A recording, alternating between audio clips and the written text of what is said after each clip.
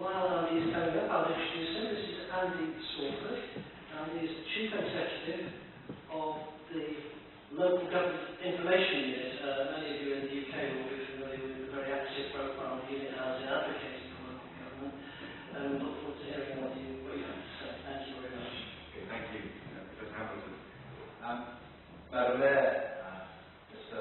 Mayor, councillors, both from here in Japan, ladies and gentlemen, it's a real pleasure for me to be here today, and I'm delighted to have been invited.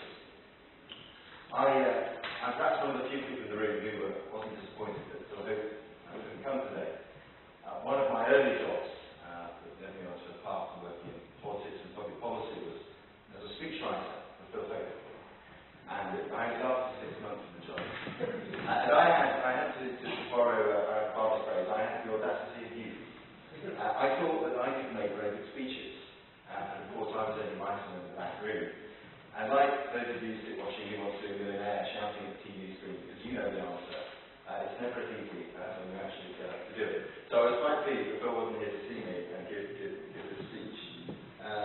Now, it's a wonderful old building to be in, and I do love being around the country, working with local councils and seeing their offices, how they work, and seeing some of the brilliant council chambers we have. And looking around, I was reflecting on progress in our society.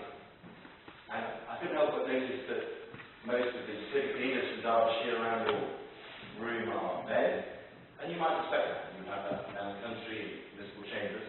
But actually I was interested to note that as long ago as 50 years ago, Mrs. G. Buxton was playing a strong role in your community as a civic leader, and today it's a real pleasure to be welcomed by Madam Mayor, Councillor Sanders. Now, thinking about progress and society being in flux, in our country we talk about the death of deference, the decline of traditional hierarchies, the change in our class structures, and I think that's perhaps something that you in Japan also look at. And being in a council chamber reminds me of my very first meeting as a councillor.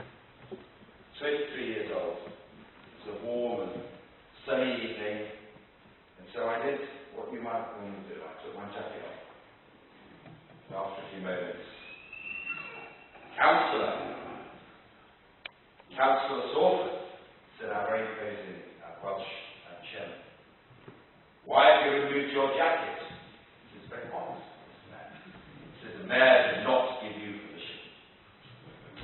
And so I got my jacket back on, and I was reminded that there is still deference in society, that there are still sometimes expected ways to behave. But actually, I think what councils are struggling with is making their activities relevant. It didn't seem very relevant to me as a 23-year-old that you could remove your jacket when you were swimming. And I think the challenge for councils here and in Japan is to make their activities always relevant. And this debate is very relevant. Very relevant because we're all very aware that we live in a global world, a world that gets smaller and smaller. And we live in a time of economic challenge. So exploring the role of local authorities, working in partnership with business, working in a global context to meet the challenges of recession and economic change is something that should be of use to all of us. And I was really interested in the presentation to hear about the examples from Japan. And I think that the example that Toyota here is something that we should talk about. Perhaps you would share back home in Japan, and we should share in the UK. This is the year of anniversaries. I know it's your 10th anniversary of your agreement with Toyota City. It's the, I'm told, the 150th anniversary of friendship between our two countries. It's the 25th anniversary of the Local Government Information Unit. Now, we're a think tank, the membership body for local government. Some of our members are here, and our chair is here. Now, the chair, Councillor Dave Wilcox, is also a member of Derbyshire County Council. And you will have seen, Mr. Fujishima, that he asks sometimes very difficult questions. But I accept that as a very welcome challenge as Chief Executive.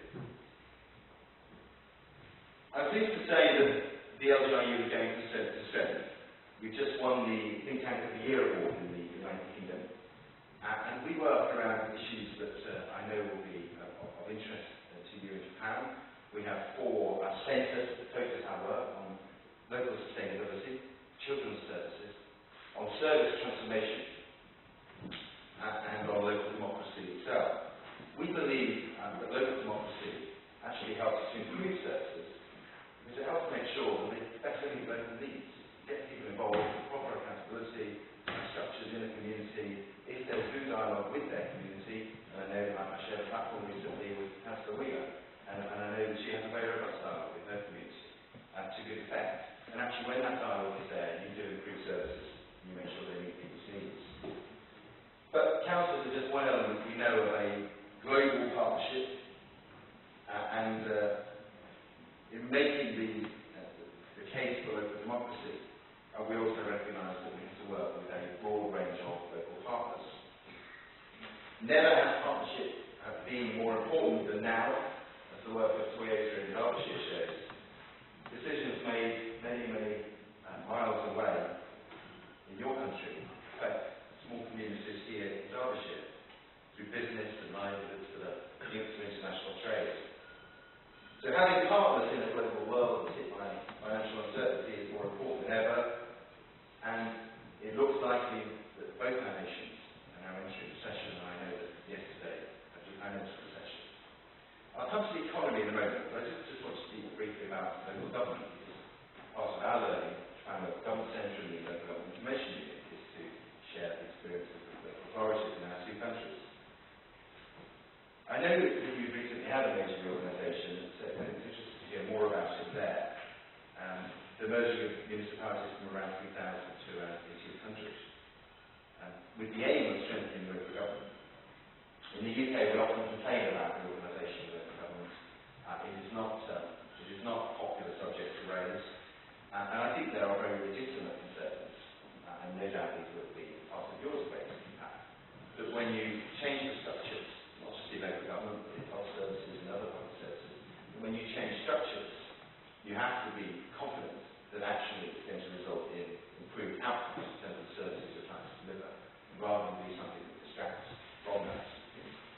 But we do recognise, in hearing about your experience in Japan, that bold steps to reform public services, to reform our structures, even our democratic structures, are necessary from time to time and can make real improvements.